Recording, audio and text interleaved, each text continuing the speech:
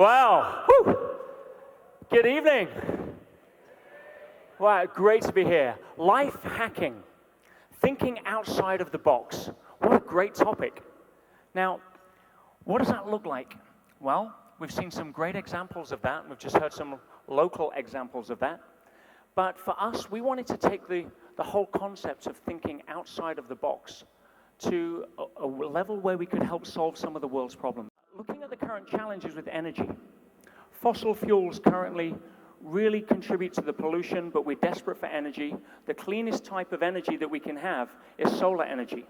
Most of the other forms of energy are stored sunlight that we then find a way to release, which causes byproducts, as you see here.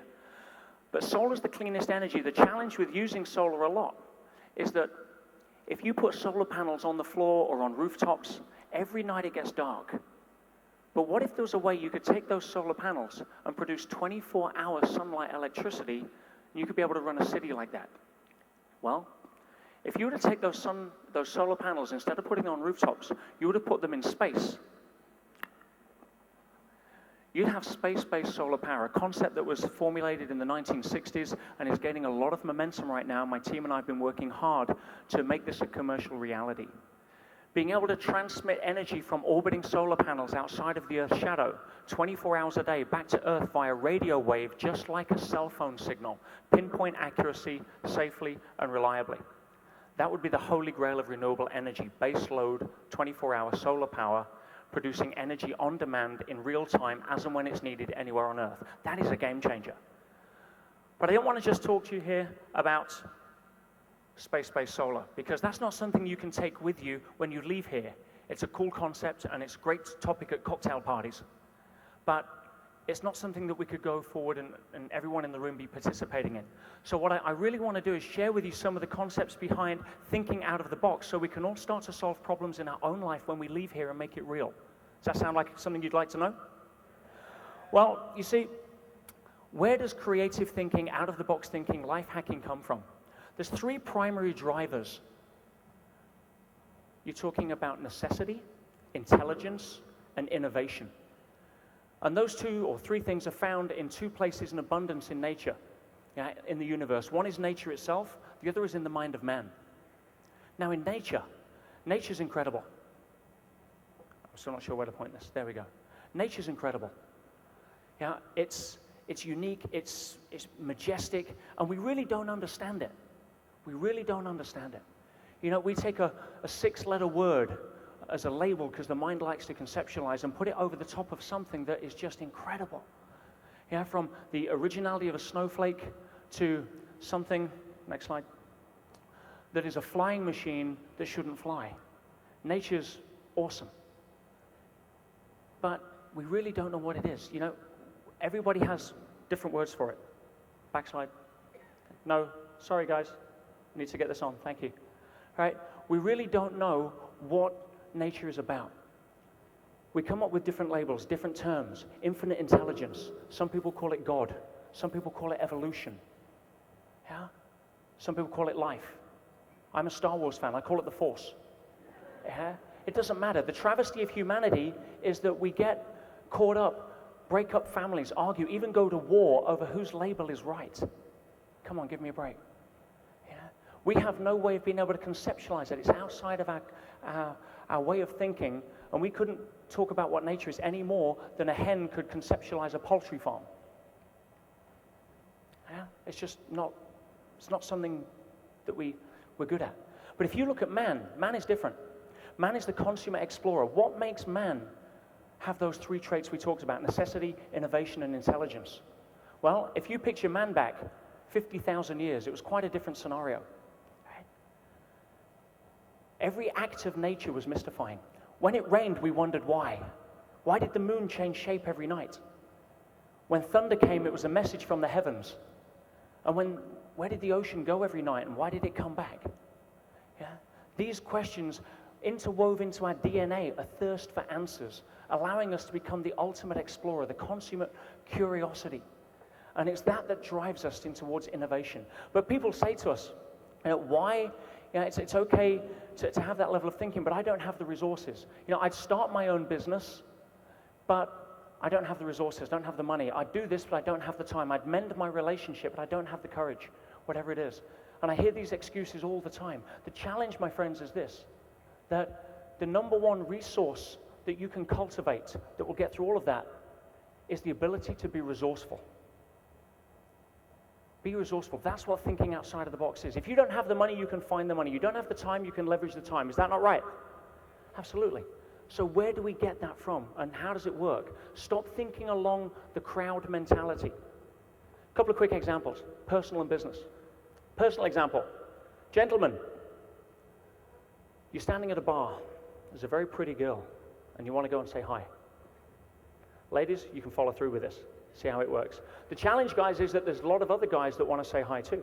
So what do? Normally, we go forward, crowd mentality, do what everybody else does, put our best foot forward, and try and sell ourselves when we get over our fear of rejection and make a move. Ladies, you're used to guys coming up, and the first thing they do is sell themselves, overinflate their significance, try and show off, put their best side forward. In fact, you want to see the best place people lie? Go on a first date. Right? It's two people lying consistently. I'm going to put my best foot forward and show all of my great stuff and hide this thing back here. What we tend to forget is that we have another foot, and it usually stinks, right? So rather than go forward and inflate ourselves, what if you walked up and says, oh, excuse me, my name's John. I noticed you're from across the road, you're a beautiful girl, I wanted to come up and say hi, but I have this real issue with rejection. And I've been plucking the courage up to come over and ask you a question for the last few minutes, knowing full well you'll probably say no anyway, but here goes. Would you mind if I joined you for a drink? Now, ladies, would you prefer somebody that was that sincere, that authentic, that they could take what was stopping them before, put it on the table and say, hey, this is who I am. There's my issues that everybody has. Yeah, I'm being upfront. Let's chat. You've got somebody who's real there versus someone trying to impress you with his Black American Express card. It's an easy call. Yeah, or a business example. You go into business. I had a phone call from a friend, and he says, Peter, he was a flower seller, and he says, I need to borrow 20,000 pounds, about 100,000 ringgit.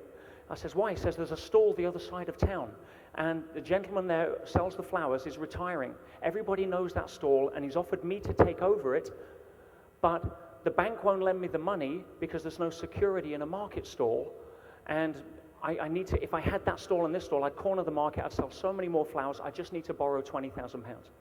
Now, I teach him something that I want to teach you, right? And I want you to say this after me. I don't need money, I need a better strategy. I don't need money, I need a better strategy. One more time, guys. I don't need money, I need a better strategy. Tattoo that on the inside of your eyelids, right? So the way you find that strategy is you ask a question, how can I add value? Why? Because money is a byproduct or a consequence of what value you can add, nothing more. You chase money, you chase your tail. It's like sitting in front of a cold fire saying, give me some heat and I'll go fetch you some wood. It doesn't work. So I said to Matt, who benefits from this transaction? He said, well, I would. I said, sure, who else? He says, well, the guy who's retiring, he would benefit. I says, great, who else? Well, the customers, they would benefit, still buy flowers from both places. I said, sure, who else? He said, well, my supplier. I said, yeah, of course. He says, how much money do you spend on wholesale on flowers in 1 year? He said, about 125,000 pounds, predominantly from one company in Holland. I says, how much would you spend wholesale if you had 2 stores? He says, about double that, at least $250,000, yeah? Over £1 million ringgit. I said, so you go to your supplier in Holland and you say, I have the ability to double my output of wholesale business through you and to over £250,000 a year. And I will sell you the right, exclusive right to supply me for £5,000, worth a lot more to the flower supplier, to competition-proof his business against $250,000 in the customer. Now, he's going to say yes. The alternative is you take the £5,000 as the wholesaler and go and put it in an advert or a campaign in Flower Sellers Monthly. That's not going to guarantee you £250,000 worth of business. So I says, you then go to the guy who's retiring and you say, hey, I really want the stall, but I don't want to pay you £20,000 for it. I want to pay you 25, but I want to pay it over 12 months, and here's a £5,000 deposit. And I said, what happens there? You see, if you'd have put that £20,000 in the bank over a period of 1 year, the guy who's retiring would have made, I mean, what are Malaysian banks paying in interest these days? I mean, over a year, he'd have probably got a bunch of tulips, right? Whereas he's making 25%. He wins, Matt wins, the customers win, everybody wins. Think outside of the box. You don't need money, you need a better strategy. See? The challenge is that how do we solve the problems in our lives or on the planet using this kind of thinking? Well, Einstein's famous quote, "You cannot solve problems at the same level of thinking that created them." The challenge is we understand it, but we don't know how to apply that. You see, what is it by raising our level of consciousness or raising our level of thinking? What does that look like in reality? Well, I could stand here and give you lots of different models on dynamic psychotherapy, humanistic, Gestalt, NLP, all the different modes of thinking and consciousness, but it's very nebulous for most people. And A, you'd get bored in 20 minutes, and B, they'd throw me off in 8, right? So I want to give you a framework on how to understand where you can fit that I use, which I find very useful in terms of understanding raising our level of thinking. The first level of thinking is what I call to me. This is kind of a victim mentality. It's like, you know, I would get the job that I want, I would have the life of my dreams, I would meet the right person, but everything happens to me. You know, they're complaining about everything. And you know, they're standing on the shore waiting for the ship to come in to take them on the cruise of their dreams. Disneyland thinking. But the next level of thinking is what I call by me. And that's when you realize and understand that the ship's not going to come. So I'm going to get in the river and I'm going to swim towards my goals. I'm going to get passionate. I'm going to go for it. Because if I'm going to create the life that I really want and I think I deserve, it's going to happen by me. Now, what do you have to give up to go from to me to by me? And what do you have to replace it with? Well, the first thing you need to give up is blame. We blame everything. We blame our parents. We blame the government. We blame our boss. We blame our life. If you always blame doesn't work anywhere in nature. It'll keep you in to me for the rest of your life. Now, what do you replace it with? Personal responsibility. That's the first key to going and getting the life you want. But have you noticed that there's some people who aren't in the river swimming upstream? They tend to be floating towards their goals, and no matter what they do, things just happen. You know, the right people show up, the right phone calls get made.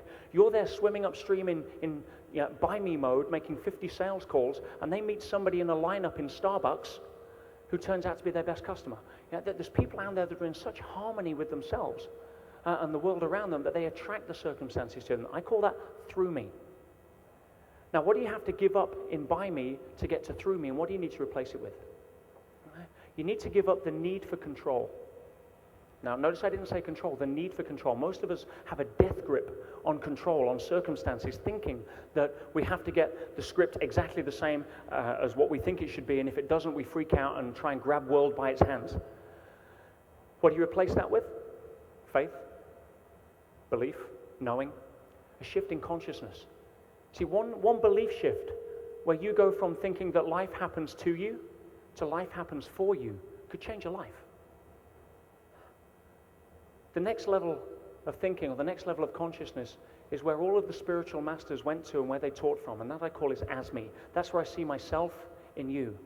Yeah, I see myself in nature. I see myself in the stage. I see myself everywhere. Yeah. What do you have to give up in through me to get to as me, and what do you need to replace it with? And the first thing you need to give up is the illusion of separateness. Why do I say illusion? Because there isn't a quantum physicist on this planet right now that won't confirm to you the truth as we know it, that you can't take one atom of the universe over here and affect it and it not have an effect on an atom the other side, instantaneously faster than the speed of light. Newtonian physics breaks down there and quantum physics takes over. It's beyond our understanding, but it's what we know. So it's almost as if I had a hand in a saucepan of milk and the fingers were protruding out of the top, and the illusion is that we're all separate. Unless you take away the illusion and you notice that we're all connected. What do you have to replace that with? Unconditional love. Unconditional love. Most of us don't know what unconditional love is. We spend our whole life doing conditional love because that's what we were taught as children. In order to get approval or love from our parents, we had to behave in a certain way, and we spend the rest of our life running that pattern. So it's okay to understand where you're at, and we all go through different levels at different times. But to solve the problems in our life and solve the problems of the world, we need to move up a higher level than the level that created the problem in the first place. See, with space-based solar power, our mission was to bring a technology that was conceptualized in the 60s to see if we could bring it to reality. And we spent the last several years, a lot of money, a lot of time and effort working on this, thinking outside of the box, maintaining the vision. Is this possible? Can it be done? And I'm very proud to say that over the course of that time, we've been working with several governments to the point where space-based solar power is now becoming a reality. You've got the Chinese government developing space-based solar, the Indian government. In fact, China and India have signed a joint collaboration to develop the technology for space-based solar. Japan has its own space-based solar power program that it's initiating right now. And every credible futurist that we've spoken to has published and said that in the next 80 years, space-based solar power will be the predominant form of energy generation for the planet. Thinking outside of the box. Now, that's exciting, and I'm involved in a lot of exciting things. I'm also building solar farms in India right now, in Rajasthan. And it's exciting, there's a lot of momentum, it's profitable, and my business partners are excited, but I'm excited for a different reason. I'm excited because I'm not building solar parks in India. I'm creating an opportunity for children to do their homework at night by electricity, not breathing kerosene fumes. That's what drives me, that's what turns me on, gets me up early, keeps me up late. It's getting in touch with what the real value is. I've had a dentist friend of mine came up, he says, Peter, I'm a little unhappy. Nobody really likes me. He says, you're a dentist, right? Incidentally, the highest suicide rate in the world is dentists in terms of profession. Why? Because people generally have a fear of dentists. I says, but you're not a dentist, you don't understand. What you are is the person who is in the business of giving people beautiful smiles. That's a different way to hold it. My question to you is, what business are you in? And then ask yourself again, what business are you in really behind that? And the next time you get stuck, the next time you have a problem, the next time you're thinking, oh, I don't know where to go, remember that you are the product of millions of years of evolutionary problem-solving perfection, and that all of the answers we have are inside us if we think creatively and think outside of the box. You see, you may not come up with an idea to change the world, but get creative about how to put a smile on somebody else's face, because through that, we probably can change the world. Stay amazing. God bless. Thank you.